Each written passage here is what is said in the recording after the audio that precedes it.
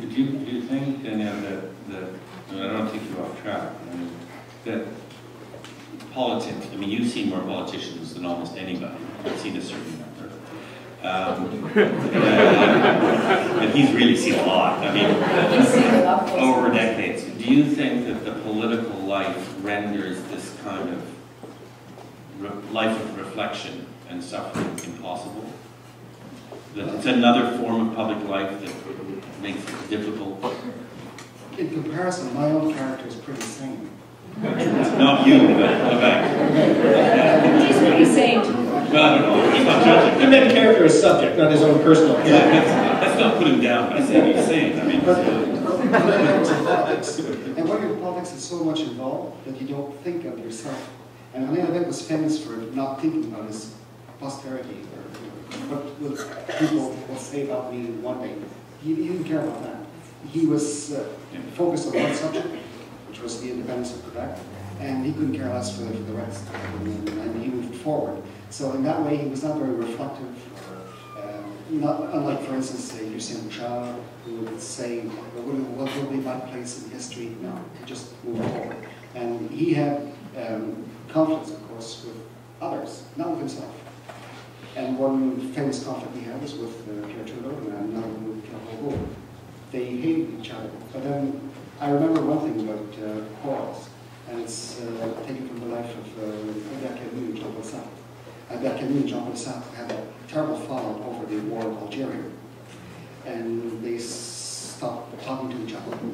And when Albert Camus died, Sartre was asked about Camus, and he had this wonderful word about him. He said, "We no longer spoke to each other, but you know what?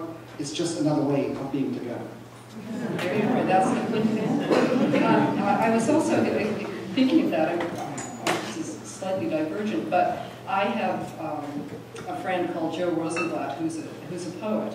I don't know how many people in this room would know Joe, but they may have heard of Milton Acorn, who was also a poet.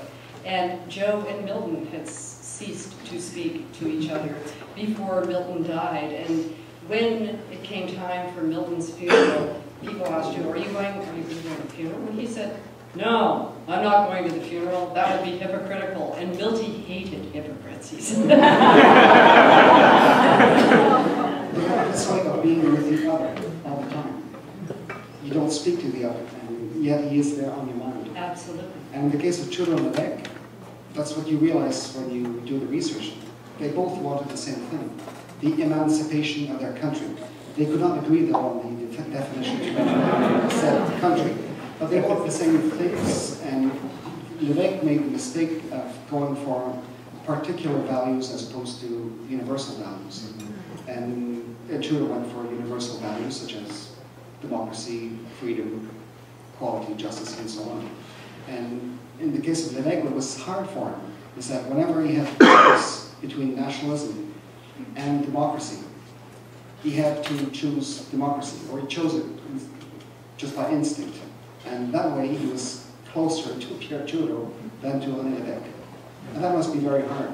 Or closer to Pierre Trudeau than to the other leaders in his party. Exactly, whereas Pierre Bourgault was so much on the national side that it was easy for him to just discard him. But in the case of, say, the English schools in Quebec, when Claude Charon wanted to abolish English schools in Quebec, Levesque said, "No, if you do that, find yourself another leader." And he had to do that time and time again, and he was the head of the family, but he was the one who would threaten to leave, and not some teenager in the family. That's right. And it worked every time. He managed to assert his authority every time, but it was extremely hard, and he ended up hating his party, so much so that the day he resigned, he did not even advise his party or his caucus.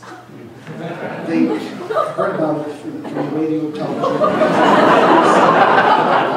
But just to push that, in a way, I had this feeling that you really demonstrated that what's really interesting, I don't care if I may be totally wrong, but one of the most interesting things about Levesque is that there is this ethical core. That's right. And that he revolved around that ethical core. That's what kept him going all those years in politics. That's right, and it came from a very early impression that he had, that I received from when he was in London.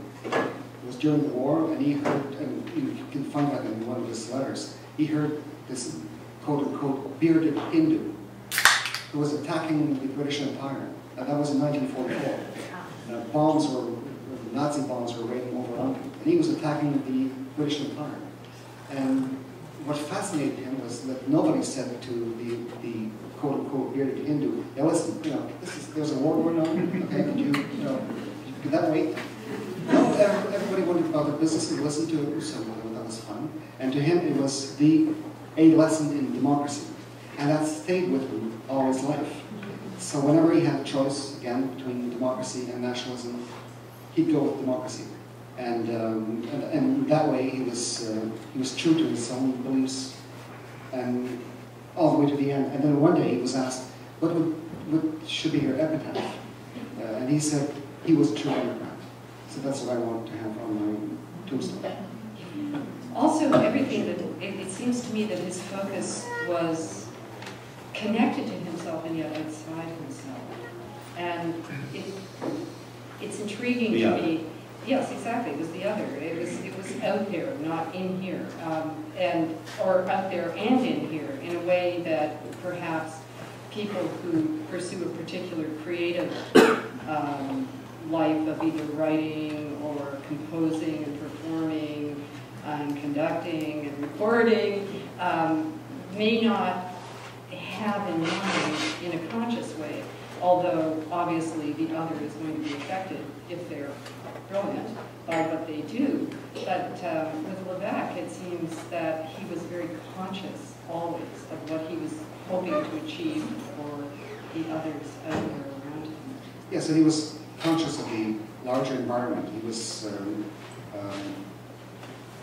a man living in a globalized world way before a lot of us. And he was thinking of the others all the time.